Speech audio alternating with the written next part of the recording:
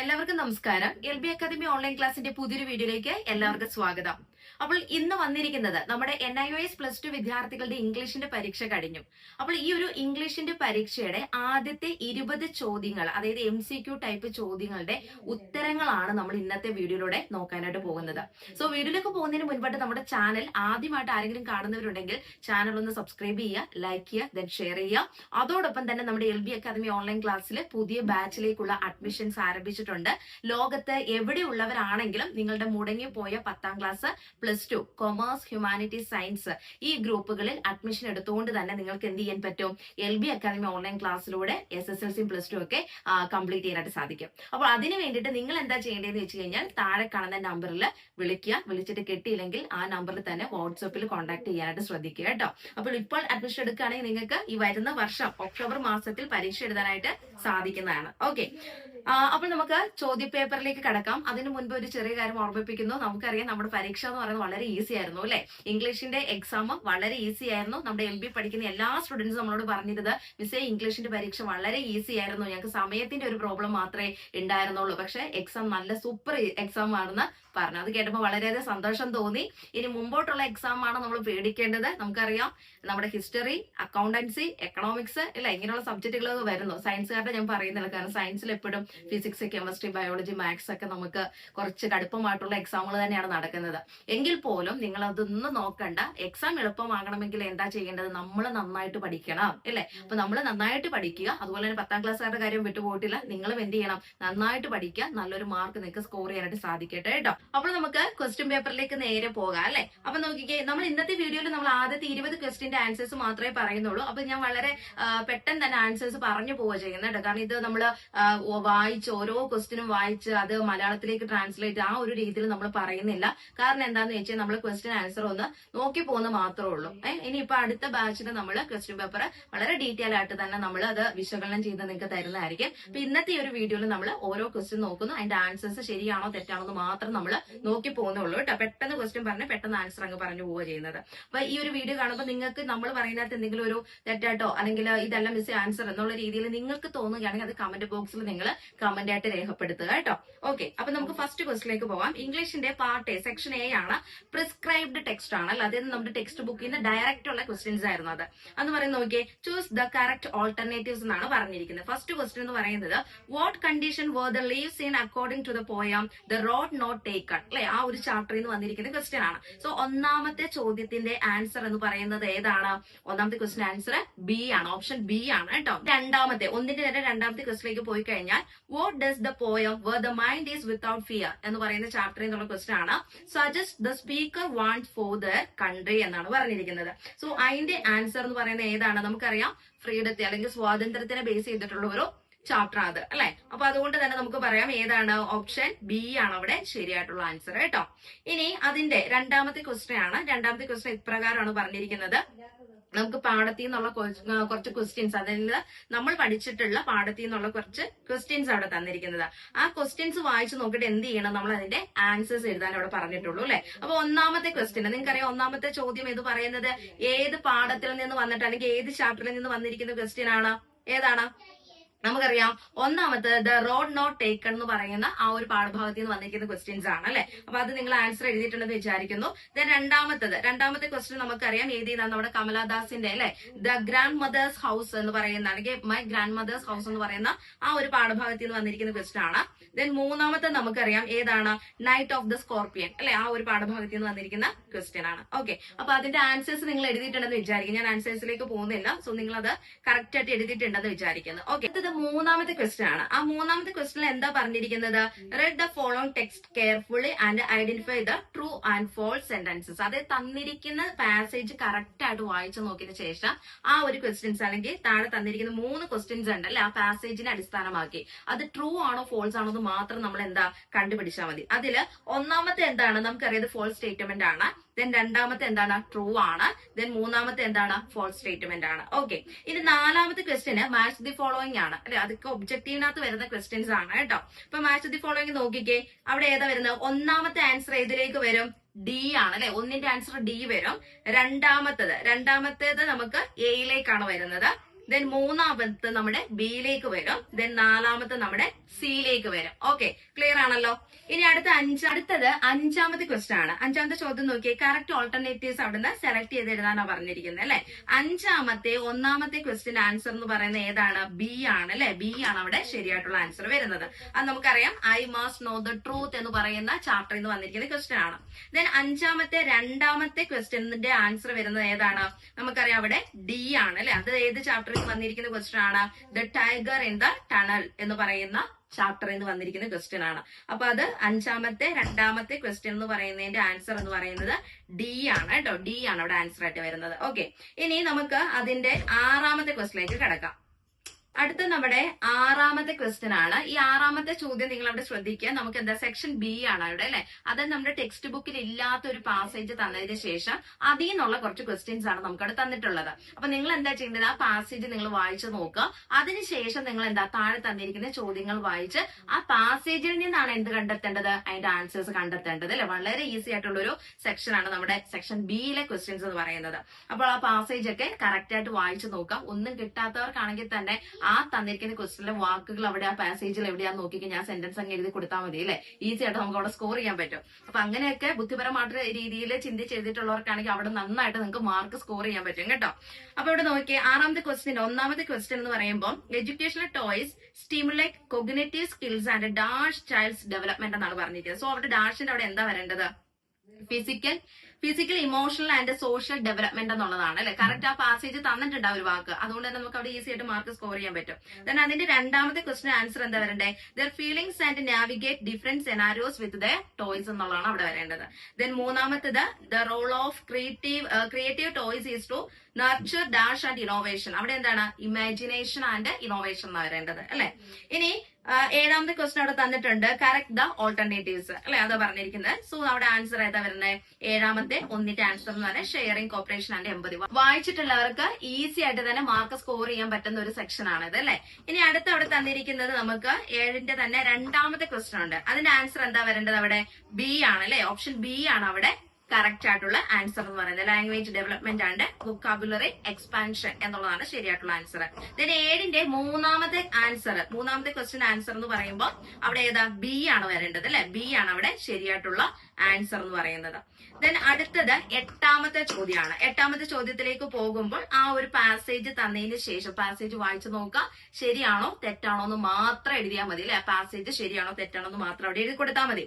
അപ്പൊ അതില് എട്ടാമത്തെ ക്വസ്റ്റ്യന്റെ എട്ടാമത്തെ പാസേജിനകത്ത് ഒന്നാമത്തെ ക്വസ്റ്റ്യൻ എന്ന് പറയുന്നത് എന്താണ്? ആദ്യത്തെ തന്നെ തെറ്റായിട്ടുള്ള ഒരു പ്രസ്താവനയാണ് അല്ലെ, ഫോൾസ് ആണ് നമുക്കറിയാം.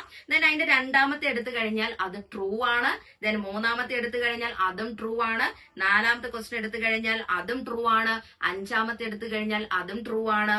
ആറാമത്തെ എടുത്തു കഴിഞ്ഞാൽ അത് തെറ്റാണ്, ഫോൾസ് ആണ്. സോ രണ്ട് ഫോൾസും ബാക്കിയെല്ലാം ട്രൂ ആണ് കേട്ടോ അവിടെ വരുന്നത്. ഓക്കെ, ഇനി അത് കഴിഞ്ഞാൽ നമുക്ക് അടുത്ത ക്വസ്റ്റ്യൻ എന്ന് പറയുന്നത് ഒൻപതാമത്തെ ചോദ്യമാണ് അല്ലെ. ഒൻപതാമത്തെ എന്താ? നമ്മുടെ ഗ്രാമർ ആണ് അല്ലെ. വളരെ ഈസി ആയിട്ടുള്ള ഗ്രാമർ അവിടെ ചോദിച്ചിരിക്കുന്നത്. നിങ്ങൾക്ക് നോക്കിക്കഴിഞ്ഞാൽ മനസ്സിലാവും WH ക്വസ്റ്റ്യൻസ്. കാരണം നമ്മളൊക്കെ ഇത് ഓൾറെഡി ഒരുപാട് ക്വസ്റ്റ്യൻസ് നമുക്കറിയാം. പ്രിപ്പോസിഷൻ ആയിക്കോട്ടെ, WH ക്വസ്റ്റ്യൻസ് ആയിക്കോട്ടെ, ഇതെല്ലാം നമ്മുടെ ചാനലിൽ തന്നെ നേരത്തെ തന്നെ നമ്മൾ അപ്ലോഡ് ചെയ്തിട്ടുണ്ട്. അത് നിങ്ങൾ പ്രയോജനപ്പെടുത്തിയിട്ടുണ്ടെന്ന് ഞാൻ വിചാരിക്കുന്നു. നേരത്തെ തന്നെ നമ്മൾ ഈ പ്രിപ്പോസിഷൻസും ഗ്രാമറിന്റെ ഒക്കെ ബേസ് ചെയ്ത് ഒരുപാട് ക്ലാസ്സുകൾ നമ്മുടെ ചാനൽ അപ്ലോഡ് ചെയ്തിട്ടുണ്ടായിരുന്നു. നിങ്ങൾ നോക്കിയിട്ടുണ്ടെന്ന് ഞാൻ വിശ്വസിക്കുന്നു. ഓക്കെ, അപ്പൊ നോക്കിയാൽ അവിടെ ഗ്രാമർ സെക്ഷൻ സി ആണ്. Fill in the blanks with appropriate form of verb ആണ് പറഞ്ഞിരിക്കുന്നത് അല്ലെ. നോക്കിക്കേ, ദ ഡോഗ് അല്ലെ. അവിടെ എന്താ വരണ്ടേ? ബാർക്ഡ്, അതായത് BARKED ആണ് വരേണ്ടത് അല്ലെ. ഇനി അതേപോലെ തന്നെ the sun dash in the east എന്നാണ്. അവിടെ എന്താ? The sun rises in the east. എന്താ അവിടെ സംഭവിക്കുന്നത്? കറക്റ്റ് ആയിട്ടുള്ള ഒരു യൂണിവേഴ്സൽ ട്രൂത്ത് ആണ് അല്ലെ. സോ നമുക്ക് അവിടെ റൈസസ് എന്നുള്ളതാണ് കറക്റ്റ് ആയിട്ട് വരുന്നത്. അതായത് സിമ്പിൾ പ്രസന്റ് ടെൻസ് ആണ്. അത് എന്താണ് വരുന്നത്? അത് ഇൻഡിക്കേറ്റ് ചെയ്യുന്നത് എന്തിനാണ്? ഒരു യൂണിവേഴ്സൽ ട്രൂത്തിനെയാണ്. സോ അതുകൊണ്ട് നമുക്ക് അവിടെ റൈസസ് എന്നുള്ളത് കൊടുക്കാവുന്നതാണ്. ഇനി I was watch A movie എന്ന് പറഞ്ഞിട്ടുണ്ട്. അവിടെ എന്താ വരേണ്ടത്? ഐ വാസ് വാച്ചിങ് അല്ലെ. ING ആണ് അവിടെ ചേർക്കേണ്ടത്. സോ വാച്ചിങ് എന്നുള്ളതാണ് അവിടെ കറക്റ്റ് ആയിട്ട് വരേണ്ടത്. സോ അത് അവിടെ നിങ്ങൾ കറക്റ്റ് ആയിട്ട് എഴുതിയിട്ടുണ്ടെന്ന് വിചാരിക്കുന്നു. ഓക്കെ, ഇനി അവിടെ പത്താമത്തെ അവിടെ എന്താ പറഞ്ഞിരിക്കുന്നത്? അതും എന്താ? ചൂസ് ദ കറക്റ്റ് ഓൾട്ടർനേറ്റീവ്സ് ആണ് പറഞ്ഞിരിക്കുന്നത്. ക്വസ്റ്റ്യൻ വായിച്ചു നോക്കുക. അതിനുശേഷം കറക്റ്റ് ആയിട്ടുള്ള ഓൾട്ടർനേറ്റീവ്സ്. ഇതൊക്കെ എപ്പോഴും ഇംഗ്ലീഷിന്റെ എക്സാമിന് കാണുന്ന ഒരു ക്വസ്റ്റ്യൻ ആണ് കേട്ടോ. നോക്കിയേ, 10ന്റെ 1ന്റെ ആൻസർ എന്താണ്? അവിടെ ജെറണ്ട് എന്നുള്ളതാണ് ശരിയായിട്ടുള്ള ആൻസർ അല്ലെ. ഓപ്ഷൻ എ ആണ് ഇവിടെ ശരിയായിട്ടുള്ള ആൻസർ. ദെൻ രണ്ടാമത് നിങ്ങൾക്കറിയാം എൽ ബിയിലാണെങ്കിൽ ഈ സംഭവമൊക്കെ നമ്മുടെ എൽ ബിയിലെ ഇംഗ്ലീഷ് പഠിപ്പിക്കുന്ന ടീച്ചർ പറഞ്ഞു തന്നിട്ടുണ്ട് നിങ്ങൾക്ക്. അതുകൊണ്ട് നിങ്ങൾ അത് ഈസി ആയിട്ട് മാർക്ക് സ്കോർ ചെയ്തിട്ടുണ്ട് ഞാൻ വിചാരിക്കുന്നു. ഓക്കെ, അടുത്ത അതിന്റെ രണ്ടാമത്തെ വരുമ്പോ ഏതാണ്? ഓപ്ഷൻ സി ആണ് അവിടെ ശരിയായിട്ടുള്ള ആൻസർ അല്ലെ. ഏതാണ്? He plans to visit his grandparents. Okay, then അതിന്റെ മൂന്നാമത്തെ ക്വസ്റ്റിലേക്ക് പോകുമ്പോഴത്തേനും മൂന്നാമത്തെ നമുക്കറിയാം അവിടെ എ ആണ് അല്ലെ. എ ആണ് അവിടെ ആൻസർ ആയിട്ട് വരുന്നത്. ഇനി നാലാമത്തേലേക്ക് പോയി കഴിഞ്ഞിട്ട് നാലാമത്തെ സി ആണ് അവിടെ ആൻസർ ആയിട്ട് വരുന്നത് അല്ലെ. ഫൈനൈറ്റ് വെർബ് എന്നുള്ളതാണ് ശരിയായിട്ടുള്ള ആൻസർ. അടുത്ത അവിടെ കൊടുത്തിരിക്കുന്നത് 11ാമത്തെ ക്വസ്റ്റൻ ആണ് അല്ലെ. 11ാമത്തെ ക്വസ്റ്റൻ ഒന്നുമില്ല, WH ക്വസ്റ്റ്യൻസ് ആണ് അവിടെ ചോദിച്ചിരിക്കുന്നത്. അപ്പൊ WH ക്വസ്റ്റ്യൻസ് ഓൾറെഡി നമ്മുടെ ചാനലിൽ തന്നെ നമ്മൾ ഒരുപാട് വീഡിയോസ് ചെയ്തിട്ടുണ്ട് കേട്ടോ. അപ്പൊ അവിടെ നോക്കിക്കേ, അവിടെ എന്താ പറഞ്ഞിരിക്കുന്നത്? Dash is the nearest train station. It's just A 5 minutes walk from here അല്ലെ. അവിടെ ഒരു ക്വസ്റ്റ്യൻ തന്നിട്ടുണ്ട്, ആൻസർ തന്നെ ആ ക്വസ്റ്റ്യന്റെ അവിടെയാണ് നമ്മൾ ഫില്ല് ചെയ്ത് കൊടുക്കുന്നത്. അവിടെ എന്താ വരേണ്ടത്? Where is the nearest train station. അവിടെ ക്വസ്റ്റ്യൻ ചോദിക്കുക എവിടെയാണ് അടുത്തുള്ള ആ ഒരു ട്രെയിൻ സ്റ്റേഷൻ, അല്ലെങ്കിൽ അടുത്തുള്ള ട്രെയിൻ സ്റ്റേഷൻ എവിടെയാണെന്ന് നമ്മൾ ചോദിക്കുക ചെയ്യുന്നത് അല്ലെ. അപ്പൊ അവിടെ എന്താ വരേണ്ടത്? വേർ എന്നുള്ളതാണ് ആൻസർ വരേണ്ടത്. ദെൻ അടുത്ത് എന്താ പറഞ്ഞിരിക്കുന്നത്? Dash are we meeting for lunch അല്ലെ. അതിന്റെ ആൻസർ എന്താ കൊടുക്കുന്നത്? at 1 PM എന്ന ആൻസറും കൊടുത്തിട്ടുണ്ട്. അവിടെ എന്താ വരേണ്ടത്? When are we meeting for lunch അല്ലെ എന്നാണ് ചോദിക്കുന്നത്. എപ്പോഴാണ് നമ്മൾ ഭക്ഷണം കഴിക്കുന്നത്, അല്ലെങ്കിൽ ഉച്ചയ്ക്കത്തെ ഭക്ഷണം കഴിക്കുന്നതിന്റെ കാര്യമാണ് ഇവിടെ പറഞ്ഞിരിക്കുന്നത്. എപ്പോഴാണെന്നാ ചോദിക്കുന്നത്. അപ്പൊ വെൻ ആണ് അവിടെ വരേണ്ടത് അല്ലെ. അപ്പൊ വേറും വെന്നും ആണ് അവിടുത്തെ WH ക്വസ്റ്റ്യന്റെ അവിടെ ആ ഒരു ആൻസർ ആയിട്ട് കൊടുക്കേണ്ടത്. അടുത്ത നമ്മുടെ 12ാമത്തെ ക്വസ്റ്റ്യൻ ആണ്. 12ാമത്തെ ആ ഒരു സെക്ഷൻ നോക്കി കഴിഞ്ഞാൽ നമുക്കറിയാം സെക്ഷൻ ഡി ആണ് അല്ലെ. അവിടെ എന്താ ചോദിച്ചിരിക്കുന്നത്? ഫങ്ഷണൽ റൈറ്റിംഗ് സ്കിൽസ് ആണ് അവിടുത്തെ ആ ഒരു സെക്ഷൻ എന്ന് പറയുന്നത്. വളരെ സിമ്പിൾ ആയിട്ടുള്ള ഭാഗമാണ്, പെട്ടെന്ന് തന്നെ മാർക്ക് സ്കോർ ചെയ്യാൻ പറ്റുന്ന ഒരു സെക്ഷൻ കൂടിയാണ് അല്ലെ. ഫസ്റ്റ് ക്വസ്റ്റ്യൻ എന്താണ്? What is the purpose of the salutation in A formal letter. നമുക്കൊരു ഫോർമൽ ലെറ്ററിൽ ഏറ്റവും പ്രധാനപ്പെട്ട ഒന്നാണ് എന്ത്? സല്യൂട്ടേഷൻ എന്ന് പറയുന്നത് അല്ലെ. അപ്പൊ അവിടെ എന്താ ആൻസർ വരുന്നത്? ഓപ്ഷൻ ബി ആണ് അവിടുത്തെ ശരിയായിട്ടുള്ള ആൻസർ അല്ലെ. To greet the recipients formally എന്നുള്ളതാണ് ശരിയായിട്ടുള്ള ആൻസർ. ദെൻ അതിന്റെ തന്നെ രണ്ടാമത്തെ ക്വസ്റ്റ്യൻ അവിടെ കൊടുത്തിട്ടുണ്ട്. 12ാമത്തെ രണ്ടാമത്തെ ക്വസ്റ്റ്യൻ ആൻസർ എന്താ വരണ്ടേ? ബി ആണ് അല്ലെ. ബി ആണ് അവിടെ ആൻസർ ആയിട്ട് വരേണ്ടത്. സബ് ഹെഡിങ് എന്തിനാന്നുള്ള അതിന്റെ മെയിൻ പർപ്പസ് ആണ് അവിടെ ചോദിച്ചിരിക്കുന്നത്. സോ ബി ആണ് അവിടെ ആൻസർ. ദെൻ മൂന്നാമത്തെ ക്വസ്റ്റിന് സബ്ജക്ട് അല്ലെ. ഒരു ഫോർമൽ ലെറ്ററിൽ സബ്ജക്ട് മെൻഷൻ ചെയ്യുന്നത് ഏത് ഭാഗത്താണെന്നാണ് ചോദിച്ചിരിക്കുന്നത്. ഏതാ വരേണ്ടത്? നമുക്കറിയാം ആഫ്റ്റർ ദ സല്യൂട്ടേഷൻ ആണ് അല്ലെ. സല്യൂട്ടേഷൻ കഴിഞ്ഞതിന് ശേഷമാണ് നമ്മൾ സബ്ജക്ട് കൊടുക്കാറുള്ളത്. അപ്പൊ ഓപ്ഷൻ എ ആണ് അവിടെ ആൻസർ ആയിട്ട് വരുന്നത്. ദെൻ അതേപോലെ തന്നെ നാലാമത്തെ ക്വസ്റ്റിന് which of the following is the best way to begin a summary in note making ആണ് ചോദിച്ചിരിക്കുന്നത്. സോ അതെന്താ ആൻസർ വരേണ്ടത്? സി ആണ് അല്ലെ. ഓപ്ഷൻ സി ആണ് അവിടെ ശരിയായിട്ടുള്ള ആൻസർ. ഇനി അവിടെ 13ാമത്തെ ക്വസ്റ്റ്യൻ തന്നിട്ടുണ്ട്. ഒന്നുമില്ല, ട്രൂ ഓർ ഫോൾസ് ആണ് ചോദിച്ചിരിക്കുന്നത്. സോ 13ാമത്തെ എന്താണ്? ട്രൂ സ്റ്റേറ്റ്മെന്റ് ആണ്. രണ്ടാമത്തും എന്താണ്? ട്രൂ സ്റ്റേറ്റ്മെന്റ് ആണ്. മൂന്നാമത്തേത് എന്ന് പറയുന്നത് എന്താണ്? ഫോൾസ് സ്റ്റേറ്റ്മെന്റ് ആണ്. ദെൻ നാലാമത്തത് എന്താണ്? അതും ട്രൂ ആണ് അല്ലെ. അപ്പൊ ഒരെണ്ണമാണ് അവിടുത്തെ ഫോൾസ്, മൂന്നാമത്തെ മാത്രമാണ് ഫോൾസ്. ഏതാണ്? ഇതിന്റെ summary it is important to present personal options about the topic എന്നുള്ളതാണ് അവിടെ എന്തെന്ന് പറയുന്നത്? തെറ്റായിട്ടുള്ള സ്റ്റേറ്റ്മെന്റ്. ബാക്കിയെല്ലാം ട്രൂ ആണ് കേട്ടോ. ഇനി 14 എന്താണ്? വൺ വേർഡിൽ എന്താണ് ആൻസർ എഴുതാനാണ് പറഞ്ഞിരിക്കുന്നത്. Okay, what is the purpose of the headline or title in an article. എന്തിനാണ് ഹെഡ്ലൈനും ടൈറ്റിലൊക്കെ കൊടുക്കുന്ന ഒരു ആർട്ടിക്കിള്? എന്താ? നമുക്ക് ആ ഒരു ടോപ്പിക്ക് ഐഡന്റിഫൈ ചെയ്യാൻ വേണ്ടിയിട്ട് അല്ലെ. അപ്പൊ ഐഡന്റിഫൈ ദ ടോപ്പിക് എന്നുള്ളത് എഴുതിയാൽ മതി അല്ലെ. ടു ഐഡന്റിഫൈ ടോപ്പിക് എന്ന് കൊടുക്കാം. 14ാമത്തെ രണ്ടാമത്തെ ക്വസ്റ്റ്യൻ നോക്കിക്കുക. എന്താണ്? Where should the supporting details appear in a paragraph. ഒരു പാരഗ്രാഫ് എടുത്തു കഴിഞ്ഞാൽ അതിൽ നമ്മുടെ സപ്പോർട്ടിംഗ് ഡീറ്റെയിൽസ് എവിടെയാണ് അപ്പിയർ ചെയ്യുന്നത്, അല്ലെങ്കിൽ ഏത് ഭാഗത്താണ് മെൻഷൻ ചെയ്തിരിക്കുന്നതെന്നാണ് ചോദിച്ചിരിക്കുന്നത്. എവിടെയാണ്? നമുക്കറിയാം ആഫ്റ്റർ ദ ടോപ്പിക് സെന്റൻസ് അല്ലെ. അതാണ് അതിന്റെ കറക്റ്റ് ആൻസർ ആയിട്ട് വരുന്നത്. ആഫ്റ്റർ ദ ടോപ്പിക് സെന്റൻസ് എന്നുള്ളതാണ് ശരിയായിട്ടുള്ള ആൻസർ. ഇനി സെക്ഷൻ ഇയിലേക്ക് പോയി കഴിഞ്ഞാൽ നമുക്കറിയാം ഓപ്ഷൻ മൊഡ്യൂളിൽ നിന്നുള്ള ചോദ്യങ്ങളാണ് സെക്ഷൻ ഇയിൽ വരുന്നത്. ഇപ്പൊ നമ്മുടെ എൽ ബിയിലെ സ്റ്റുഡൻസിനെ സംബന്ധിച്ച് പറയുകയാണെങ്കിൽ സെക്ഷൻ ഇ എന്ന് പറയുന്നത് നമ്മൾ ഏതാണ്? ഓപ്ഷൻ മൊഡ്യൂൾ ഏതാ പഠിച്ചത്? റിസപ്ഷനിസ്റ്റിന്റെ പാഠമാണ് പഠിച്ചത് അല്ലെ. അപ്പൊ അതിൽ നിന്നുള്ള ക്വസ്റ്റ്യൻസും ആൻസേഴ്സും ആണ് നമ്മൾ ഈ വീഡിയോയിൽ ഉൾക്കൊള്ളിച്ചിട്ടുള്ളത് കേട്ടോ. അപ്പോൾ നോക്കി അവിടെ ക്വസ്റ്റ്യൻ 15ാമത്തെ ക്വസ്റ്റ്യൻ എന്താ പറഞ്ഞിരിക്കുന്നത്? Which of the following items is not mentioned as something a receptionist should keep on the desk. ഏതാണ് ആൻസർ വരേണ്ടത്? ഓപ്ഷൻ സി ആണ് അല്ലെ. ഓപ്ഷൻ സി ആണ് അവിടെ ശരിയായിട്ടുള്ള ഉത്തരം. 16ാമത്തെ ക്വസ്റ്റിലേക്ക് പോയി കഴിഞ്ഞാൽ what is the purpose of an appointment diary for a receptionist. എന്തിനാണ് റിസപ്ഷനിസ്റ്റിന്റെ ഒരു അപ്പോയിന്റ്മെന്റ് ഡയറി എന്ന് പറയുന്നത്? എന്തിനു വേണ്ടിയിട്ടാണ്? എന്തിനു വേണ്ടിയിട്ടാണ് അപ്പോയിന്റ്മെന്റ് ഡയറി നമ്മൾ യൂസ് ചെയ്യുന്നത്? നമുക്കറിയാം to list who is coming to see whom and when അല്ലെ. ആര് എപ്പോഴ് എന്തിനാണ് ആരെ വിസിറ്റ് ചെയ്യാൻ വേണ്ടിയിട്ടൊക്കെയാണ് വരുന്നത്, ഇങ്ങനെയുള്ള കാര്യങ്ങളൊക്കെ എഴുതി വെക്കാൻ വേണ്ടിയിട്ടാണ് ഒരു റിസപ്ഷനിസ്റ്റിന് എന്ത് വേണ്ടത്, അപ്പോയിന്റ്മെന്റ് ഡയറി വേണ്ടത്. അപ്പൊ അവിടെ ആൻസർ എന്താ വേണ്ടത്, ഓപ്ഷൻ ബി ആണ് ശരിയായിട്ടുള്ള ഉത്തരം അല്ലെ. ഇനി 17ാമത്തെ ക്വസ്റ്റിലേക്ക് കടന്നു കഴിഞ്ഞാൽ നമുക്ക് അവിടെ കുറച്ച് സെന്റൻസ് തന്നിട്ടുണ്ട്. കോൺവെർസേഷൻ ആണ് അല്ലെ. ആരൊക്കെ തമ്മിലാണ്, ഒരു റിസപ്ഷനിസ്റ്റും ഒരു കസ്റ്റമറും തമ്മിലുള്ള ഒരു കോൺവെർസേഷൻ ആണ് നമുക്ക് കാണാനായിട്ട് സാധിക്കുന്നത്. സോ ക്വസ്റ്റ്യൻ ഇപ്രകാരമാണ് തന്നിരിക്കുന്നത്. The underline expression used in this conversation is not appropriate on the phone.